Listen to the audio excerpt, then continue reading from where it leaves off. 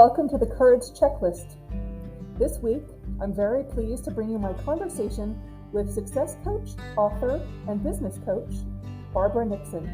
Barbara also has her own podcast called Smash Your Own Ceiling, as well as a radio show. It's very interesting, our conversation, because she talks about something that she's had challenges with.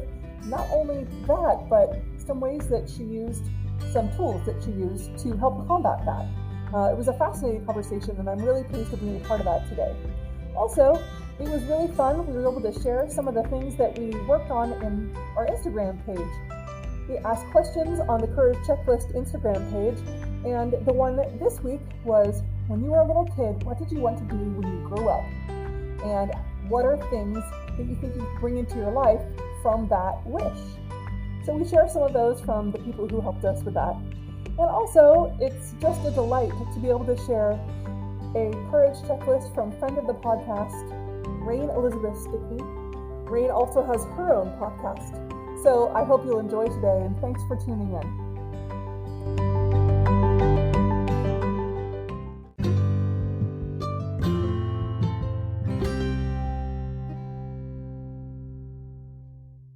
Hello, I'm so excited today to have Barbara Nixon here to speak with us. Now, Barbara, can you give us a little short biography of yourself and the kinds of things that you do? I can. Hi, Jennifer. I'm so pleased to be here and to chat to you today. So I'm Barbara Nixon. I'm a success coach and founder of Smash Your Own Ceiling. I'm based over in the UK in the lovely Yorkshire. And what I do is support business owners and leaders to get out of their own way, to stop holding themselves back and stop playing small, to actually achieve and create the life and business that they really, really want. And this has been a passion for me. I've been in the people development space for, I think it's coming up to 26 years now, which is, it always kind of scares me when I say that out loud, but it's been my calling for all of my career. Oh, that's wonderful. So this is the newest iteration of what you do. You've done this in different ways in the past? Yeah, absolutely. I've done it in lots of different ways. So I started life in corporate. I had a 12, 13-year corporate career, always in the people development field, where I ran big projects and managed big teams and did, had the full corporate life. And then in about 2010, I had my youngest daughter. I was on maternity leave and I went back to work and realised that I just didn't fit anymore. It didn't feel right. It wasn't in alignment. It wasn't what I wanted, even though I absolutely loved my job. I just wanted something else. I guess I wanted what everybody wants, which is freedom, just to be able to be the creator of my own destiny. And so I jumped ship. I started my very first business, which I ran for 5 years, which was again a training consultancy, so still in the same field. And then back in 2015, I started my coaching business, which is what I do now. So it's my second business, but always with the same umbrella, if you like. Smash Your Own Ceiling has been going for about 2 or 3 years. So I started Smash Your Own Ceiling probably at the beginning of 2020. It was a natural iteration of my brand. It was always where I was heading, and I was doing this work since 2015, but it just seemed to always kind of fit under the neat umbrella of Smash Your Own Ceiling. So that's when I created that brand. Oh, I love it. And I love it that you're going to be able to reach more people with your show. I love the idea of smashing your own ceiling, because so often it's our own hangups that are holding us back. Oh, so true. So what kinds of things would you say in your life that have been holding you back? What kinds of things have you had to be courageous about? Well, I've been on a personal journey as well, as we all do. We tend to teach what we need the most, I think. And I remember there's been lots of times where I've held myself back. I've played small because I noticed this about myself back in my corporate days. And it was then that I started to recognise that other people were doing the same, and that it's quite common. But for me personally, the biggest thing where I held myself back, or I really struggled in terms of overcoming something, was probably back in 2015, maybe a little bit earlier than that actually.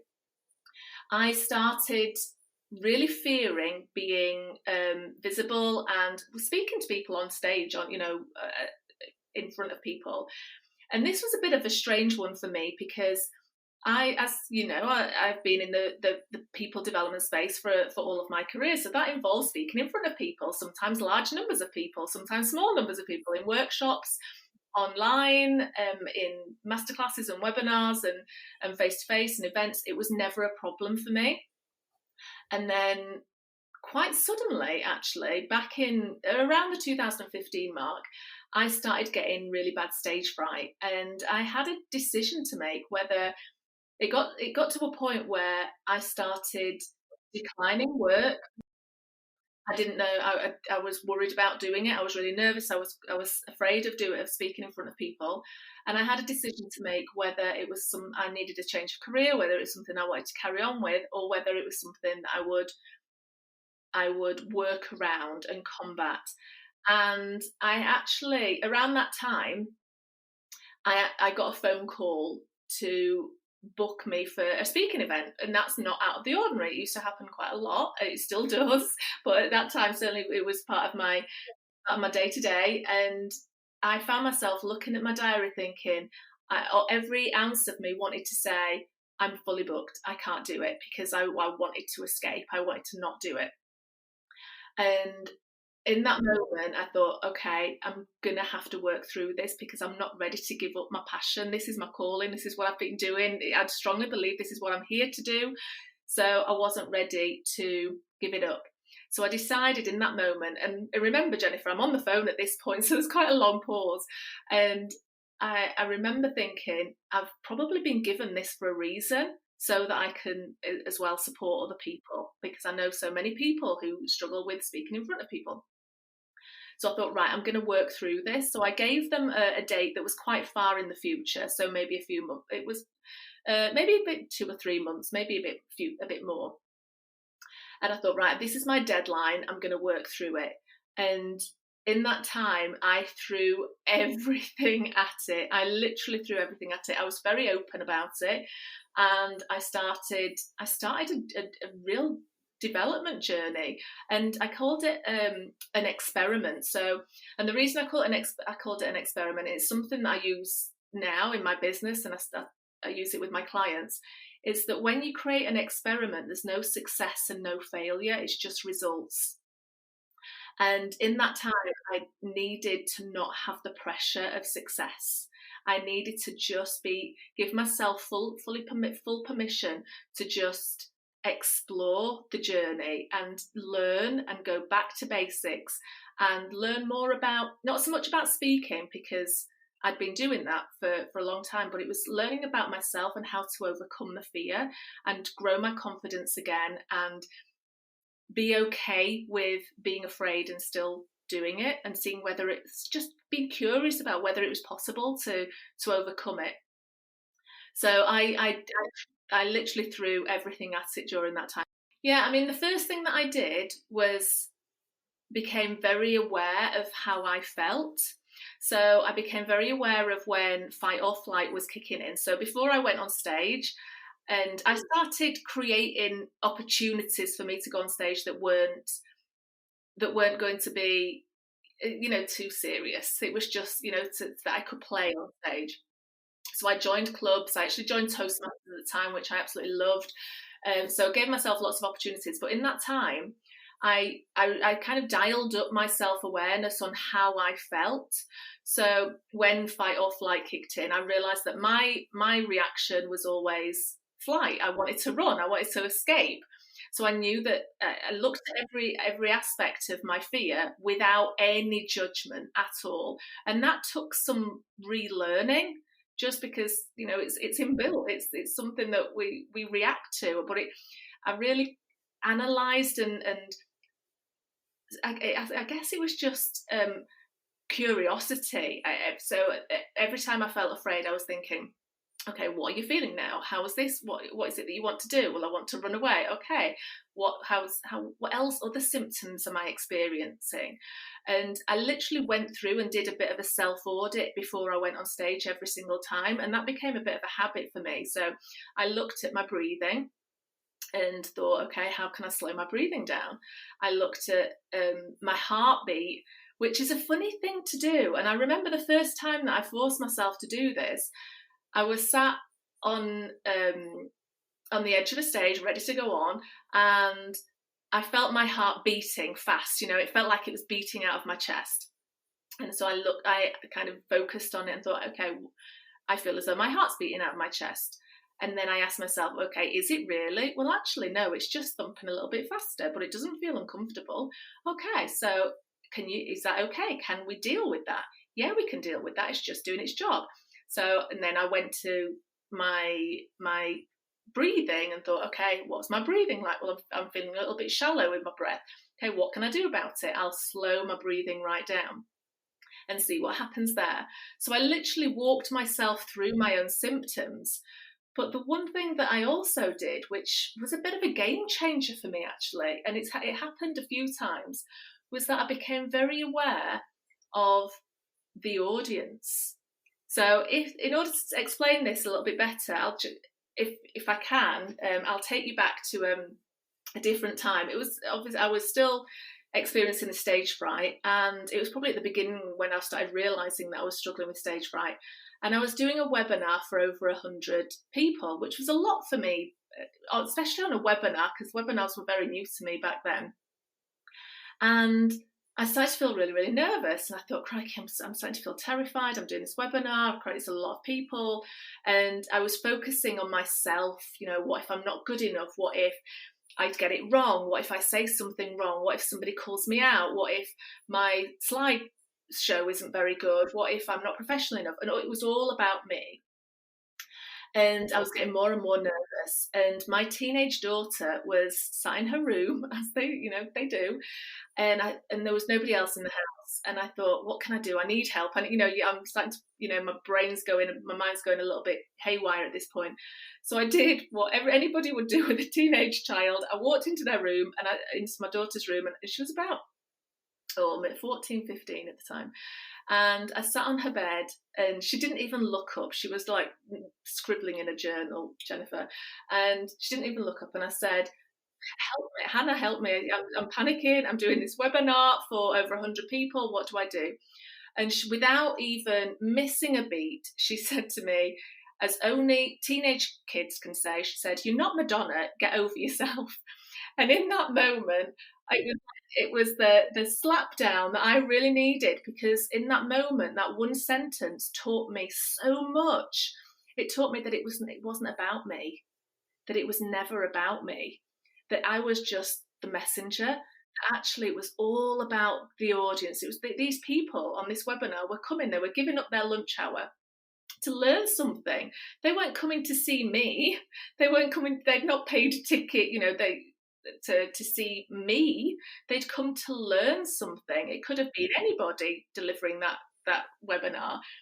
And when I realised that it was actually all about service, everything changed for me, because I realised that I was focusing my attention on the wrong thing. That if I focused on the audience and just being of service to those people that were just there to learn something, it made everything else disappear. So if we fast forward when I was doing my experiment to stop the stage fright, I remember doing the same thing. And I was sat on this stool waiting to go on stage, and I was going through my own physical symptoms. And I remembered this lesson, and I looked around at the audience, and they were sat there with their, just chatting and having a good time. And because remember, it wasn't a serious presentation at that point. I was just creating opportunities for myself. So they were just there having a good time and being so supportive. And I thought, crikey, they're not there to see me. They're just there for an experience. They're there to have a good time. They're there to learn something potentially. It's not about me. And all of a sudden, the nerves just melted away. Now, I'd love to say that they went completely, but I never expected them to go completely. I just wanted to be able to stand up and do my job again at that point. But just that shift in perception and perspective just changed everything. and allowed me to go on and be visible online and do wonderful things like talk to you on podcasts and speak in front of people again. Because this is the thing that I think so many of us get hung up on. We focus on ourselves rather than the people that we're there to serve.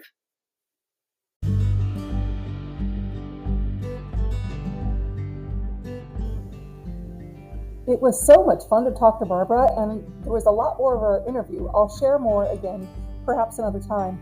I really want to encourage you all to go ahead and follow Barbara and see what amazing things she has. There are a lot of classes, there are a lot of webinars, and she has several books to look at. So please, I am so grateful to Barbara, and I encourage you to check her out.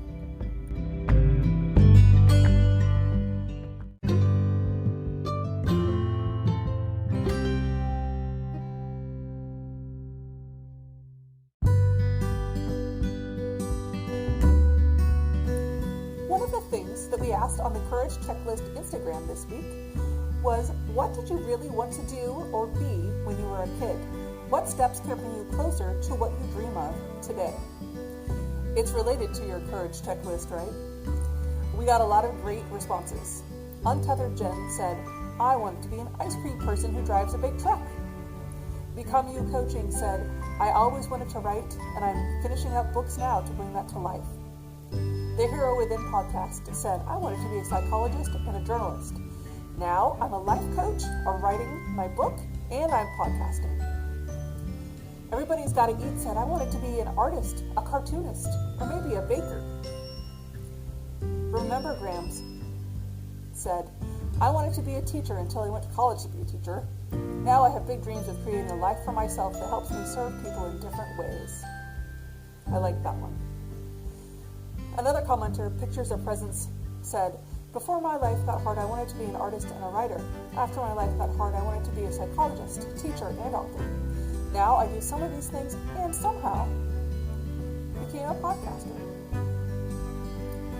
The Therapy Sisters said they wanted to be a marine biologist, even though they had no clue what that was and lived nowhere near the water. They said, a girl can dream, right? Emily Geiser said she wanted to be Jane Pauley on the Today Show. The She's Brave podcast said that they wanted to be a broadcaster, and now they do with their own podcast. It's nice that there's a lot of those. Sparky Life of Leah said that they wanted to be the 2023 Paul Harvey. I like that. So we got some really great and interesting responses. I really invite you guys to think about what kinds of things you liked to do and wanted to be when you were a child. When you were a little person, think about sitting there in the grass and imagining what you'd be when you grow up. If you can dream it, you can do it. So I invite you to bring some of that energy into your week this week and see where it takes you. See what kinds of things come up, what kinds of things are joyful and fun.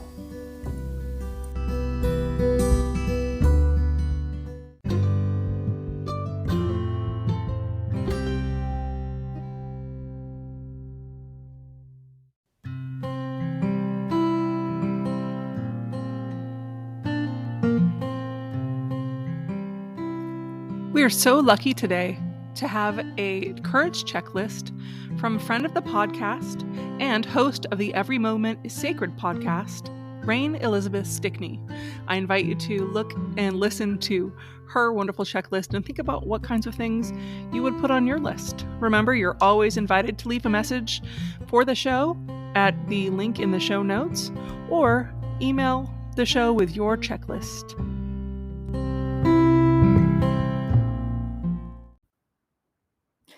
Hey, Jen. I have a list to read off for you. This is Rain. Number 1, publish a best-selling book. Number 2, make $100,000 in 1 month. Number 3, publish mom's poetry. My mom was a poet, and she's no longer living, so I have all her poetry that I'd like to publish for her. Number 4, finish CD project. My mom was also a musician, and she produced a CD before she died, but she did not live to see the CD in actuality. We finished it for her. So we need to finish giving everyone the CD who wants one.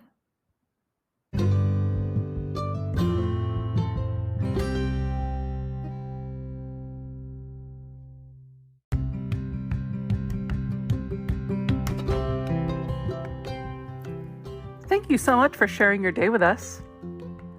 Please send feedback or your list to the voicemail link or to couragechecklist@gmail.com. Please follow the show and then follow us on Instagram at The Courage Checklist. Have a wonderful day.